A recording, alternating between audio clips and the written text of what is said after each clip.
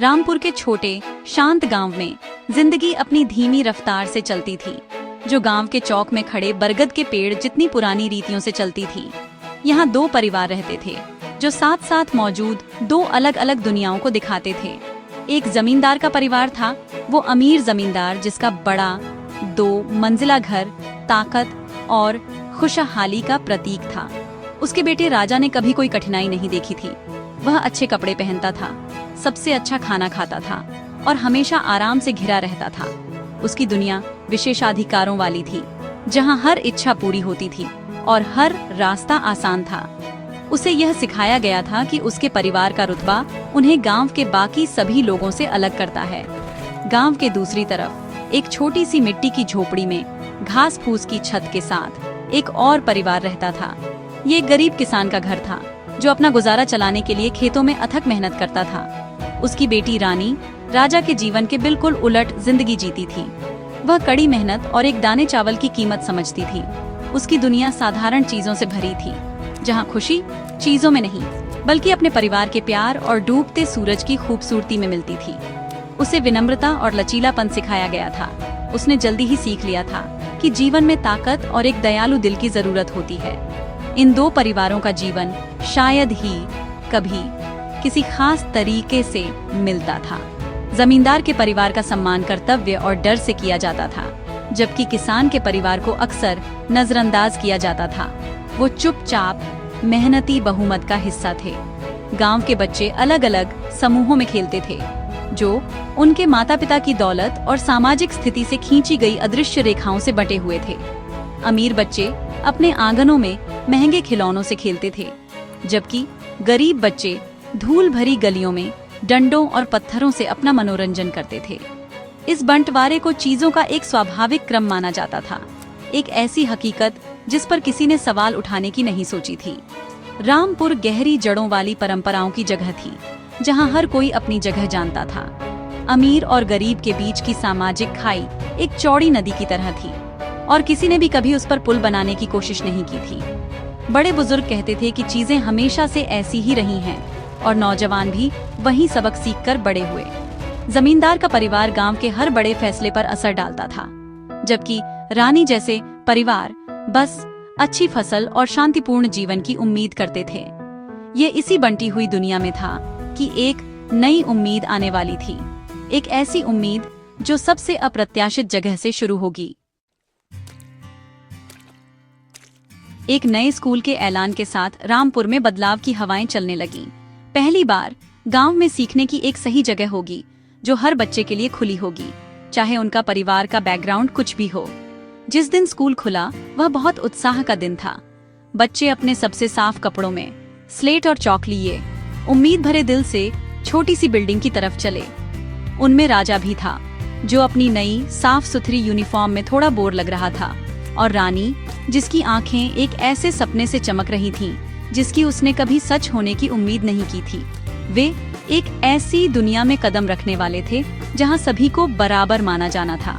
Classroom के अंदर बच्चे साधारण लकड़ी की बेंचों पर बैठे थे। राजा ने खुद को रानी के बगल में बैठा पाया। ये पहली बार था जब वे इतने करीब थे। उसने उसकी साधारण फीकी पड़ी ड्रेस और घिसी हुई चप्पलें देखी, और फिर अपने पॉलिश किए हुए जूते। उसे सिखाया गया था कि रानी जैसे लोग अलग होते हैं, कि वे दूसरी दुनिया के होते हैं। उसे थोड़ी बेचैनी महसूस हुई। रानी को दूसरी तरफ अचरज और घबराहट का मिला जुला एहसास हुआ। उसने जमींदार के बेटे को हमेशा दूर से ही देखा था, जैसे कहानी में कोई राजकुमार। अब वह उसके ठीक बगल में बैठा था, एक असली इंसान। उनकी टीचर, शहर से आई एक दयालु और समझदार महिला ने पहला सबक शुरू किया। उन्होंने नंबर्स और लेटर्स के बारे में बात की, लेकिन साथ ही दयालुता और आंखों से परे देखने के बारे में भी। राजा ने सुना, लेकिन उसका दिमाग बार बार उसके और बगल वाली लड़की के बीच के फर्क के बारे में सोचता रहा। उसे अचंभा हुआ कि वह रात के खाने में क्या खाती होगी, या उसका घर कैसा दिखता होगा। रानी ने टीचर की हर बात को ध्यान से सुना, ज्ञान को वैसे ही सोख लिया जैसे प्यासा पौधा पानी सोखता है। उसके लिए स्कूल एक ऐसे भविष्य का रास्ता था जिसकी वह अब कल्पना करने की हिम्मत कर सकती थी। एक ऐसा भविष्य जो उसके माता पिता के अतीत से अलग था। उन शुरुआती दिनों में राजा और रानी के बीच चुप्पी की एक दीवार खड़ी थी। वे साथ बैठे, वही सबक सीखे, लेकिन बात नहीं की। उनके पालन पोषण ने उनके चारों ओर अदृश्य दीवारें बना दी थीं। राजा को ध्यान का केंद्र बनने की आदत थी, जबकि रानी को परछाई में रहने की आदत थी। उसे नहीं पता था कि किसी ऐसे व्यक्ति से कैसे बात करें जो उसकी दुनिया का नहीं था, और वह इतनी शर्मीली थी कि इतने बड़े आदमी से बात शुरू नहीं कर सकती थी। क्लासरूम ने उन्हें शारीरिक रूप से एक साथ लाया था, लेकिन उनके दिमाग और दिल अभी भी मीलों दूर थे, गांव के गहरे जड़ वाले पूर्वाग्रह से अलग। जैसे जैसे दिन हफ्तों में बदले, क्लासरूम की साझा जगह ने अपना शांत जादू करना शुरू कर दिया। एक दोपहर टीचर ने क्लास को एक मुश्किल गणित का सवाल दिया। राजा, जिसे हमेशा सब कुछ आसानी से मिल जाता था, उसे हल करने में जूझ रहा था। उसने चारों ओर देखा और रानी को देखा। उसका सिर एकाग्रता में झुका हुआ था। वह अपनी स्लेट पर जल्दी से सवाल हल कर रही थी। हिचकिचाते हुए उसने उससे मदद मांगी। रानी, हैरान लेकिन खुश, ने उसे धीरे से तरीका समझाया।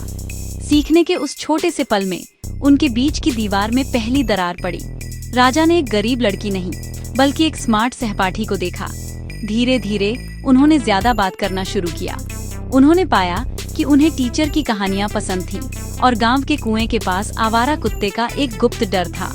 राजा ने सीखा कि रानी का परिवार बहुत कम होने के बावजूद हंसी और प्यार से भरा था। रानी ने सीखा कि राजा अपनी दौलत के बावजूद अपने बड़े शांत घर में अक्सर अकेला महसूस करता था। उन्होंने अपना लंच साझा करना शुरू किया। राजा के अमीर पराठे रानी की साधारण रोटी और चटनी के लिए। एक नाजुक दोस्ती पनपने लगी। स्कूल की सुरक्षित सीमाओं में पली बढ़ी, गांव की न्यायपूर्ण नजरों से दूर। हालांकि उनका बढ़ता बंधन किसी का ध्यान नहीं गया। जब दूसरे बच्चों ने उन्हें साथ खेलते देखा तो वे फुसफुसाते थे। अमीर परिवारों के राजा के दोस्तों ने उसे एक गरीब किसान की बेटी से दोस्ती करने के लिए मजाक उड़ाया। रानी के दोस्तों ने उसे जमींदार के बेटे से दूर रहने की चेतावनी दी, उसे अपनी जगह याद दिलाई। गांव के अनकहे नियम साफ थे। अमीर और गरीब का दोस्त बनना नहीं था। उनकी दोस्ती को एक गड़बड़ी, रामपुर को पीढ़ियों से नियंत्रित करने वाली स्थापित सामाजिक व्यवस्था के लिए एक चुनौती के रूप में देखा गया। फुसफुसाहट जल्द ही उनके माता पिता के कानों तक पहुंच गई। विरोध तेजी से और मजबूत था। राजा के पिता जमींदार गुस्से में थे। उन्होंने राजा को रानी से बात करने से मना कर दिया, यह कहते हुए कि उनके परिवार की इज्जत दांव पर थी। वह समझ नहीं पा रहे थे कि उनका बेटा किसी ऐसे व्यक्ति के साथ क्यों जुड़ना चाहेगा जो उनसे इतना नीचे था। दूसरी तरफ रानी के माता पिता डरे हुए थे। उन्हें जमींदार के गुस्से का डर था और उन्हें चिंता थी कि उनकी बेटी की मासूम दोस्ती उनके विनम्र परिवार पर मुसीबत लाएगी। उन्होंने रानी से दोस्ती खत्म करने की विनती की, पानी को न हिलाने और ऐसे तूफान को न बुलाने के लिए जिसे वे झेल नहीं सकते थे। सभी के विरोध का सामना करते हुए राजा और रानी दुखी और भ्रमित महसूस कर रहे थे। उन्हें समझ नहीं आ रहा था कि उनकी दोस्ती गलत क्यों थी। उनके लिए वे बस दो दोस्त थे जो एक दूसरे का साथ पसंद करते थे। हार न मानने का दृढ़ निश्चय करके उन्होंने कुछ बहादुर करने का फैसला किया। उन्होंने अपने परिवारों और गांव के बड़ों से बात करने का फैसला किया। वे उन्हें समझाना चाहते थे कि असल में क्या मायने रखता है दौलत या रुतबा नहीं, बल्कि किसी व्यक्ति के दिल की अच्छाई है। यह दो छोटे बच्चों के लिए एक मुश्किल काम था, लेकिन उनकी दोस्ती में उनके विश्वास ने उन्हें वह हिम्मत दी जो उन्होंने कभी नहीं जानी थी। अगली गांव पंचायत में एक बैठक जो आम तौर पर गंभीर मामलों के लिए आरक्षित होती थी। राजा और रानी बड़ों के सामने खड़े थे। साफ आवाज में राजा ने पहले बोला, मैं रानी से दोस्त क्यों नहीं बन सकता? वह दयालु और स्मार्ट है। वह मेरी पढ़ाई में मदद करती है। उसके परिवार के पास भले ही पैसे न हों, लेकिन उनके दिल बड़े हैं। फिर रानी ने बात की। उसकी आवाज धीमी लेकिन दृढ़ थी। हम स्कूल में सीखते हैं कि सभी लोग बराबर हैं, उसने कहा।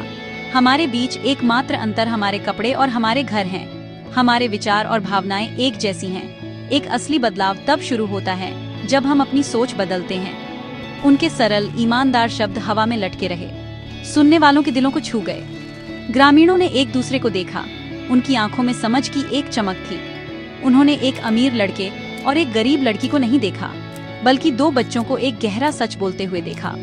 टीचर जो वहां मौजूद थीं ने भी उनका समर्थन किया।